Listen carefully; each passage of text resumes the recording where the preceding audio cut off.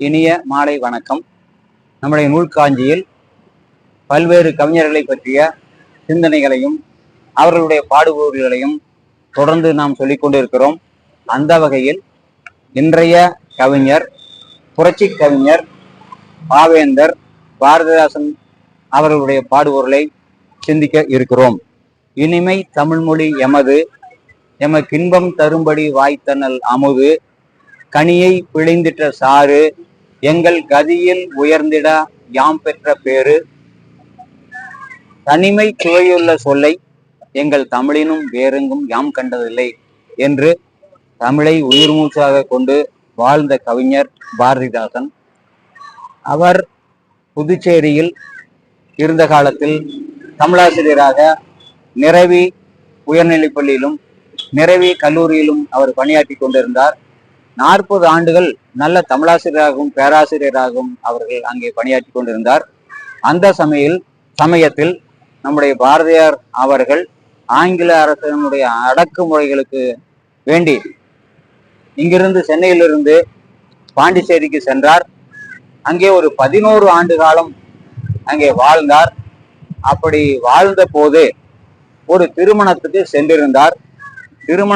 சென்றிருந்த போது பாரதியாருடைய வீர சுதந்திரம் வேண்டி நின்றார். பின்னர் வேறொன்று கொள்வாரோ என்றும் ஆரமுது உண்ணுதற்கு ஆசைப்பட்டார். கல்லில் அறிவை செலுத்துவாரோ விண்ணில் ரவிதனை விட்டுவிட்டு எவரும் போய் மின்மினி கொள்வாரோ என்று சொல்லக்கூடிய ஒரு பாடலை பாரதிதாசன் அவர்கள் அந்த திருமண வீட்டில் மிக இனிமையாக பாடிக்கொண்டிருந்தார்.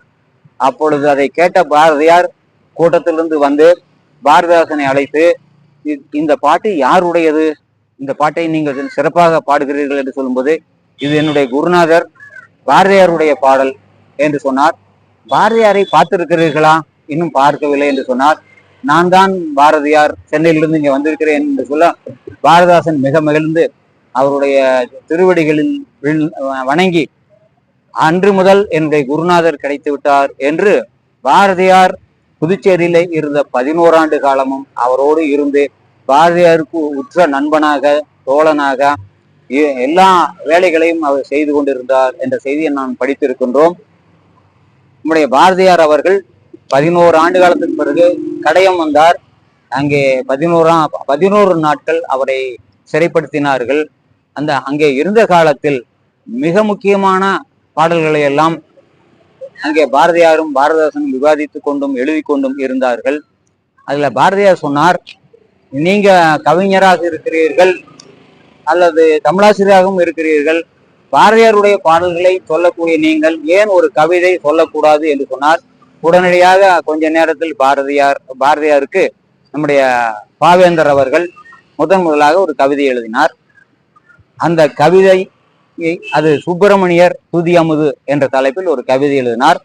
அது சொன்னார், அந்த கவிதையில எங்கெங்கு காணினும் சக்தியடா அவள் 7 கடல் அவள் வண்ணமடா அங்கு தங்கும் வெளியினில் கோடி அண்டம் பெற்ற தாயின்கை பந்தன ஓடுமடா ஒரு கங்குகளில் 7 முகிலினமும் வந்து கச்சனை செய்வது கண்டதுண்டோ எனில் மங்கை நகைத்த ஒளியனலாம் அந்த மந்த மதி அங்கே மின்னலடா காலை ஒருவன் கவி சுவையை கரை காண நினைத்த முழு நினைப்பில் கோலசை தங்கு நடம்புரிவாள் இவன் தொல்லறிவாளர் திறம் பெறுவான் ஒரு வாளை சுழற்றும் இசையினிலே இந்த வையம் முழுதும் துண்டு செய்வேன் என நீல இடை இன்றி நெய் நினைத்தால் நேர்வடுவாள் உண்டன் தோளினிலே எங்கெங்கு காணினும் சக்தியடா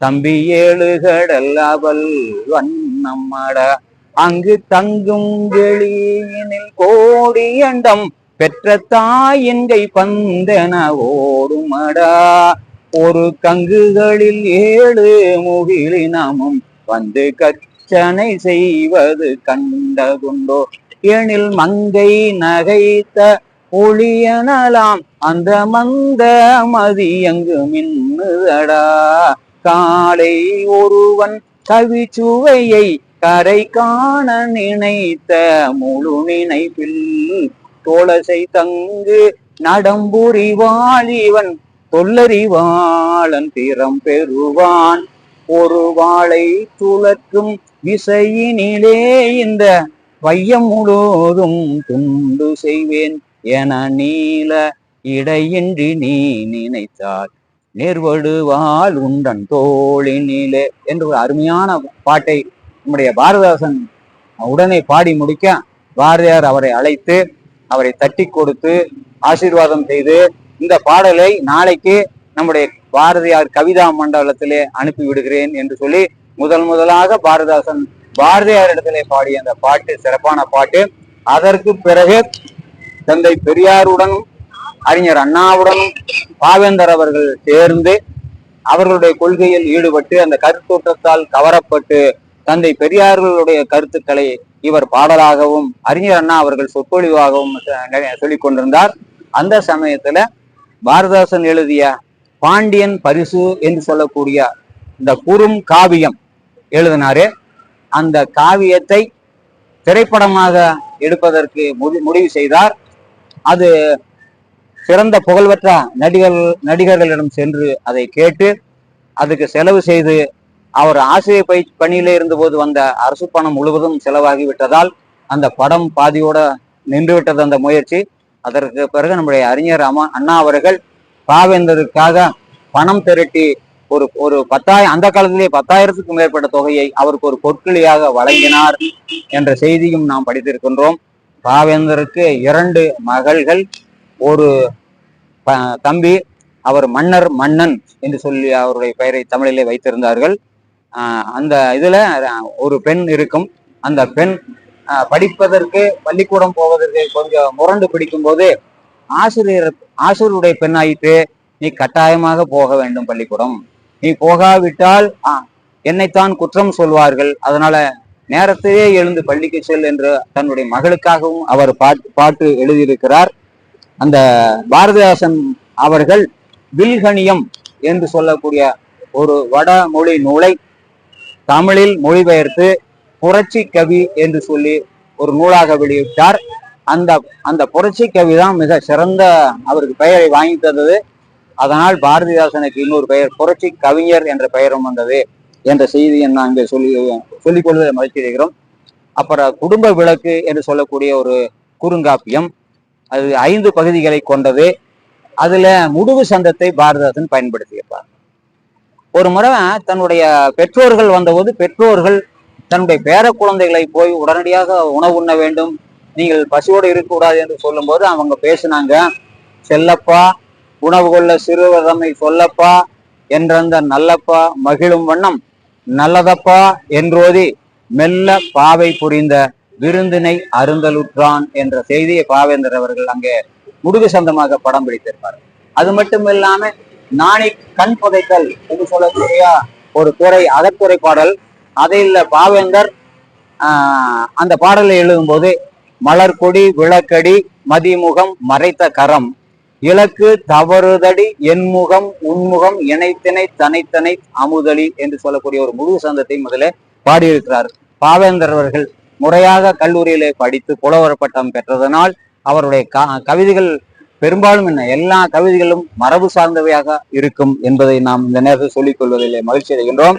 அதற்கடுத்து இயற்கையினுடைய அழகின் சிரிப்பு என்று சொல்லக்கூடிய ஒரு கவிதை நூலாக வெளியிட்டார்.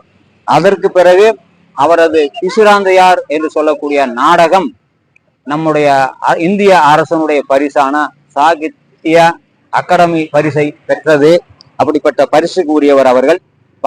பாரதிதாசன் அவர்கள் ஒரு பத்திரிகை நடத்தினார். அந்த பத்திரிகையினுடைய பெயர் குயில் என்று சொல்லக்கூடியதுல அதுல பெரும்பாலும் குழந்தைகளை கல்வியில் சிறந்தவர்களாக இருக்க வேண்டும் என்பதிலே அவர் பெரிதும் விருப்பமுடையவராக இருந்தால், அதனால குழந்தைகளை எங்கே சென்றாலும் நடந்து போகும்படி சொல்வார், நிமிர்ந்து நடக்கும்படி சொல்லுவார்.